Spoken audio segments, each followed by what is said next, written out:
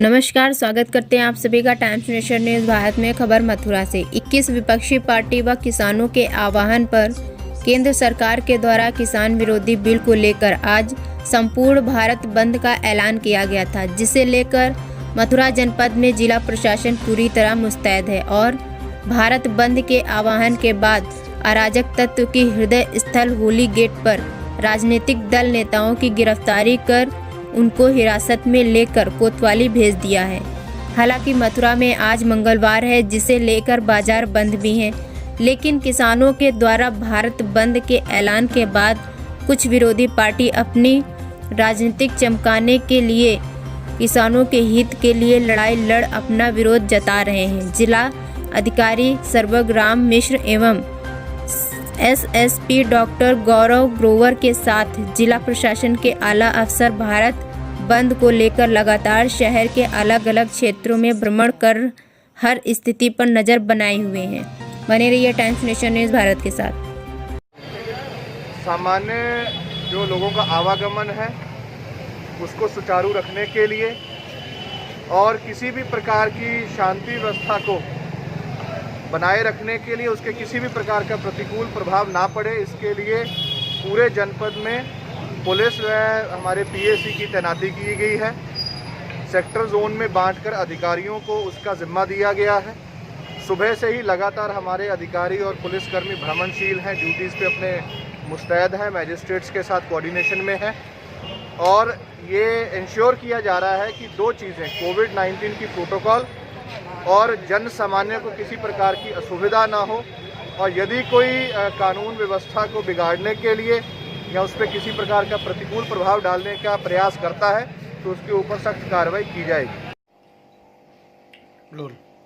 महेश जी, बताएं कि आज समाजवादी पार्टी के राष्ट्रीय अध्यक्ष के आह्वान पर तमाम कार्यकर्ताओं को किसानों के साथ जाकर पदयात्रा करनी थी और पुलिस के पहरे के चलते तमाम सारे कार्यकर्ता उठाए गए हैं और अखिलेश यादव के साथ भी बताया जा रहा है कि कुछ छीना-झपटी की गई है। देखिए, ऐसा है कि इसके लिए मैं एक शब्द में कहूँगा कि जब सहन शक्ति की सीमा समाप्त होती है तभी क्रांति का उदय होता है। अब हालात ऐसे बन चुके हैं कि उन्होंने जो स्टेप लिया है वो समाजवादी पार्टी उसकी भर्त्सना करती है कि एक राष्ट्रीय अध्यक्ष पार्टी के और उनके साथ इस तरह से बदसलूकी किया जाना, तो शायद योगी और उनकी सरकार भूल गई है कि कभी कोई कुर्सी परमानेंट किसी के लिए नहीं होती है। आज अगर वो है तो कल हमारी पार्टी की सरकार बनेगी और जिन अधिकारियों ने हत्या कर रहे हैं और इस तरीके से लोकतंत्र को हाथ में लेने की कोशिश की जा रही है, ख़त्म करने की कोशिश की जा रही है, तो उसका जनता जवाब देगी और उसका 2022 में चुन चुन के बदला लेगी। दूसरा ये बताइए साहब, क्या मतलब संवैधानिक अधिकार नहीं है लोगों को अपनी बात कहने का, किसानों के बीच जाने का, जिस तरह से जो है आज तमाम सारे सपा नेताओं को पूरे प्रदेश भर में जो नज़रबंद किया गया है, गिरफ्तार किया गया है? देखिए, अफसोस इसी बात का होता है कि जब ये सरकारें बनती हैं तो बाबा साहब डॉक्टर भीमराव अम्बेडकर के बनाए हुए संविधान के तहत बनती हैं और उस संविधान की शपथ लेती हैं। जब कोई विधायक बनता है, मैं भी विधायक रहा हूँ, हाउस में जाए तभी उसकी सदस्यता मान होती है। वो पहले शपथ लेता है, उसके बाद हाउस में सदस्यता ग्रहण करता है। तो ये जब संविधान की शपथ लेते हैं और सब काम करते हैं और उसके बाद उसी की धज्जियां उड़ाते हैं, ये संविधान और लोकतंत्र के सबसे बड़ा खिलाफ है।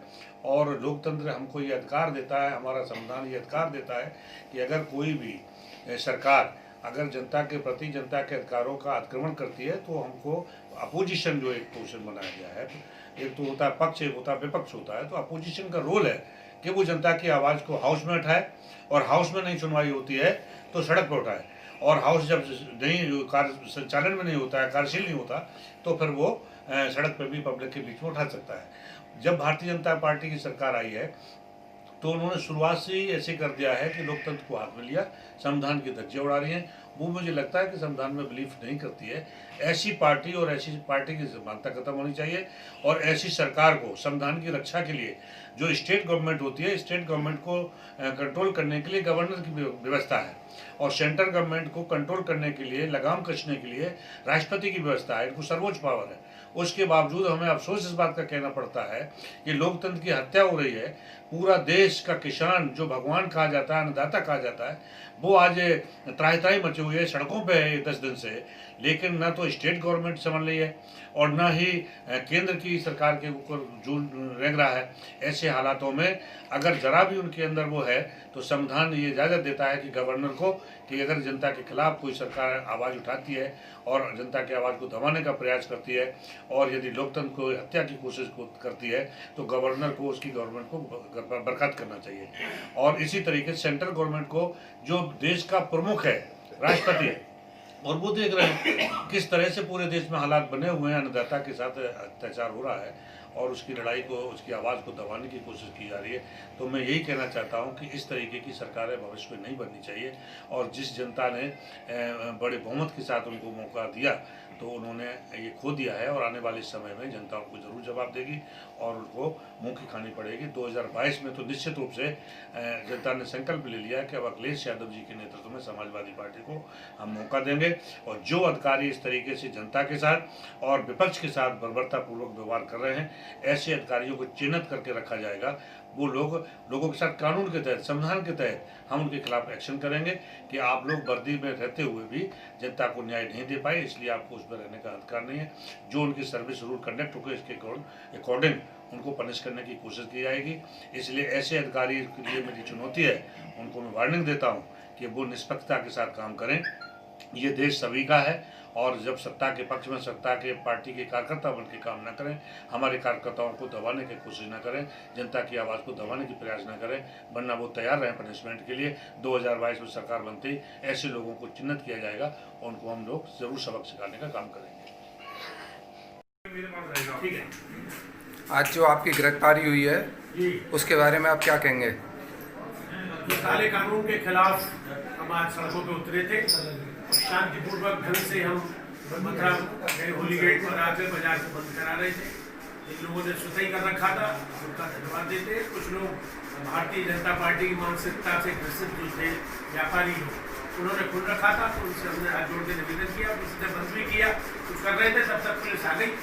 पुलिस ने आके हटदर्मी से बलात्पूर्वक, न उन पर कोई नोटिस, न उन पर कोई हमारा खिलाफ सम्मन, न हमारे खिलाफ कोई वारंट, रवि को जब दिए। सब लोग, हम लोग यहाँ इकट्ठे थे और जबरदस्ती जो धर्मनिरपेक्ष दल है, वो आज ये सांप्रदायिक ताकतें हैं, उनके खिलाफ एकत्रित थे और उसका विरोध कर रहे। किसान की मांग जायज़ है। आज 10-15 दिन से वहाँ बैठे हुए 12 डिग्री टेम्परेचर में किसान के कान पर जू नहीं रह रहे। ये बड़ा दुर्भाग्यपूर्ण है, जबकि ये देश कृषि प्रधान देश है और वही कृषक आज सड़कों पर उतरा है। तो ये इनकी उल्टी गिनती तो शुरू हो गई और ताबूत की पहली कील है ये। सरकार को समझ लेना चाहिए इस ग्रेविटी को। लाठी और डंडों से और बलपूर्वक किसी पे पुलिस के नाते आप सरकार नहीं चला सकते। ये तो घोषित इमरजेंसी है देश में। आदमी को कह रहे, जो आदमी बोलता है उसके खिलाफ CBI, IB, इंटेलिजेंस बंद कर दिया। लालू यादव बंद पड़े हुए, अखिलेश को बंद कर दिया, हमारे जैन चौधरी पे लाठियाँ पड़ी, राहुल गांधी आए थे उनको बंद कर दिया। तो ये तो सब बलात्पूर्वक कार्य है जो सरकार अनैतिक रूप से कर रही है। ये लोकतंत्र की व्यवस्था नहीं है। लोकतंत्र में तो धरना, प्रदर्शन, आंदोलन ये सब किए जाते हैं और वो ही कर रहे थे शांतिपूर्वक। मैं तो कल भी अपील की थी, हम हाथ जोड़ के सबसे कहेंगे भाई सहयोग करो, किसानों का सहयोग करो, अन्नदाता का सहयोग करो। और अन्नदाता है तो हम आप जो आज अपना जीवन यापन कर रहे हैं वो अन्नदाता की दी रोटी से ही तो कर रहे हैं। मैं तो खुद कृषक हूँ, मैं तो इनकी पीड़ा को जानता हूँ। सरकार से हमारी मांग है कि ये सारे इनकी जो मांगे हैं उसको मान ले। रोज आजकल ये कृषि मंत्री मुझे लगता है तो जानते भी नहीं, अकर्मण्य है। तो रेल मंत्री को बैठा लिया। रेल मंत्री का क्या मतलब है भाई? किसी जानकार व्यक्तियों को बैठाना चाहिए, जो एक्सपीरियंस लोग हैं उनको बैठाना चाहिए। IAS है आपके, अरे मनमोहन सिंह को बना लो। ये तो देश का इशू है, ये किसी व्यक्ति पार्टी का तो कोई चुनाव थोड़ी हो रहा है। भारतीय जनता पार्टी तो NDA सरकार, जहाँ चुनाव होता है वहाँ तो कोरोना नहीं है, जब उन्हें चुनाव कराना होता है। और जब चुनाव खत्म हो जाता है तो कोरोना है। 2 गज की दूरी, मास्क है जरूरी। इन पूरी धोते नारों और वादों से ये देश चलने वाला नहीं है। इसलिए इस कानून को तत्काल वापस लें। ये किसान विरोधी है, देश विरोधी है। किसान अगर खुशहाल नहीं होगा तो देश भी खुशहाल नहीं होगा। सारा व्यापार ये जो सराफा बाजार है, छपाई उद्योग है, जितने भी लोग, अगर किसान ये खरीदना बंद कर देगा तो भूखों मर जाएंगे व्यापारी। आज जो ऐसा खरीदने में मुझे बड़ा दुख है, पीड़ा है, कष्ट है। हम लोग ये मांग करते हैं इस कानून को वापस लिया जाए, और हमारा तो एक पर जेल में रहता है, एक पर बाहर रहता है, इसलिए हमें कोई इस गिरफ्तारी का कोई भय नहीं है, डर नहीं है। लेकिन इन्होंने गलत तरीके से किया, जबकि हम शांतिपूर्वक सबको से बाजार को बंद करने का आह्वान करते हैं।